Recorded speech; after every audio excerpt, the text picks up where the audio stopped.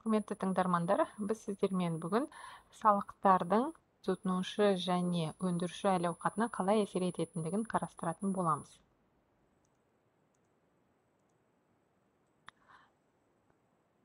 Құрметті тыңдармандар, алдарыңызда нарықтық тепе-теңдікті белгілейтін сұраныс қисығының demand және ұсыныс қисығының supply қиылысу нүктесі белгіленген.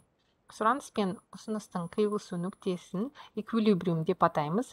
Егер де осы қиылысу нүктесінен біз Y өсіне жүретін болсақ, біз тепе-теңдік бағаны price equilibrium анықтай аламыз. Егер де осы қиылысу нүктесінен біз X өсіне түсетін болсақ, біз equilibrium quantity тепе-теңдік өнім көлемін анықтай аламыз. Тепе-теңдік өнім көлемінде сұраныс көлемі ұсыныс көлеміне тең болады. Және тепе-теңдік баға тұтынушыны және өндірушіні қанағаттандыратын баға болып есептеледі.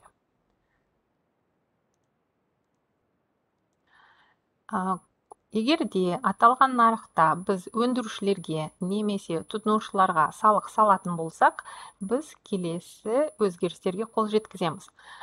Біріншіден, осы тауарға тұтынушы төлейтін баға деңгейі өседі, және осы тауарды сатудан түскен өндіруші қолына алатын баға азаяды.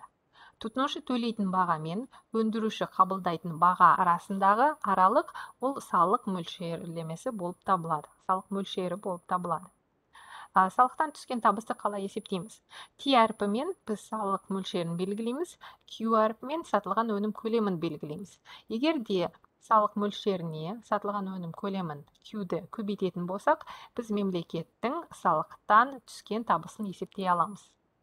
Аталған графикте салықтан түскен табыс салық мөлшерлемесіне біз сатылған өнім көлемін көбейтетін болсақ, салықтан түскен табысты біз мына сары тік төртбұрыш аралығындағы зона болып табылады. Және оның формуласы T салық көбейтілген quantity, өнім көлемі. Салық тұтынушылардың және өндірушілердің әл-ауқатына қалай әсер етеді?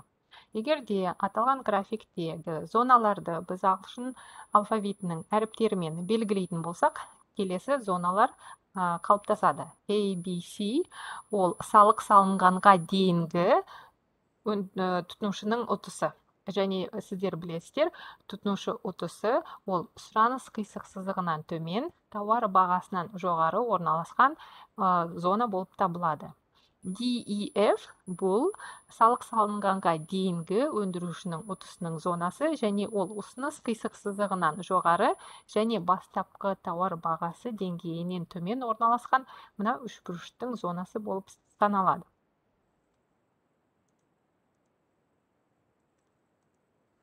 Егер де бастапқыда бұл тауар нарығына салық салынбаған болса, біз Q1 өнім көлемін PE бағасымен, equilibrium price бағасымен сатамыз, және тұтынушы ұтысы ABC зонасы болады, өндіруші ұтысы DEF зонасы болады.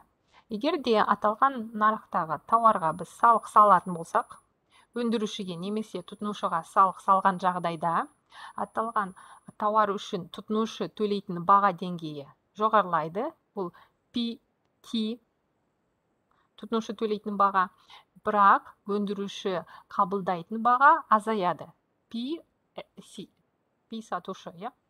Осы тұтынушы бағасы мен сатушы қабылдайтын баға аралықтағы зона бұл салықтан түсетін табыс, немесе салықтар зонасы болып табылады. Демек, салықтар зонасы B және D зонасы. Ал салық салынған кезде өндірілетін өнім көлемі Q1-ден Q2-ге дейін қысқаратын болады. Демек, экономикада өндірілетін өнім көлемі азаятын болады. Демек, C және E бұл қол жетпеген шығындар болып табылады.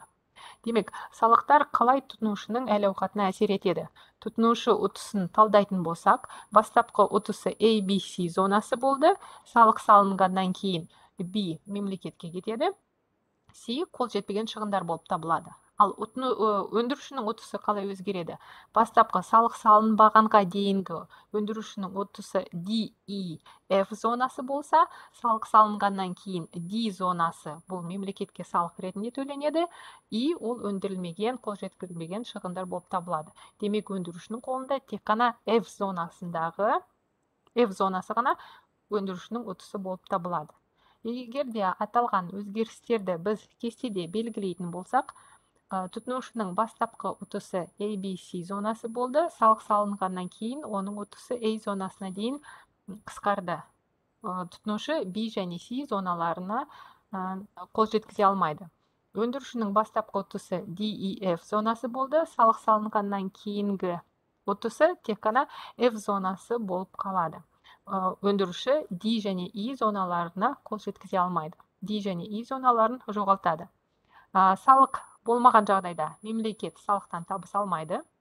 Ал салық салынған жағдайда B және D ол салықтан түсетін табыс зонасы болып табылады. Демек, мемлекеттік салықтық табыстар өседі. Жалпы ұтыс бастапқыда салық салынбаған кезде A, B, C, D, E, F әріптерімен белгіленген зоналар болып табылады. Және салық салынғаннан кейін жалпы ұтыс, жалпы әл-ауқат A, B, D, F зонасына ғана тең болады. C және E ол жаңағы салық салудан болған жалпы әл-ауқаттың төмендегендігін білдіретін шығындар болып есептеледі.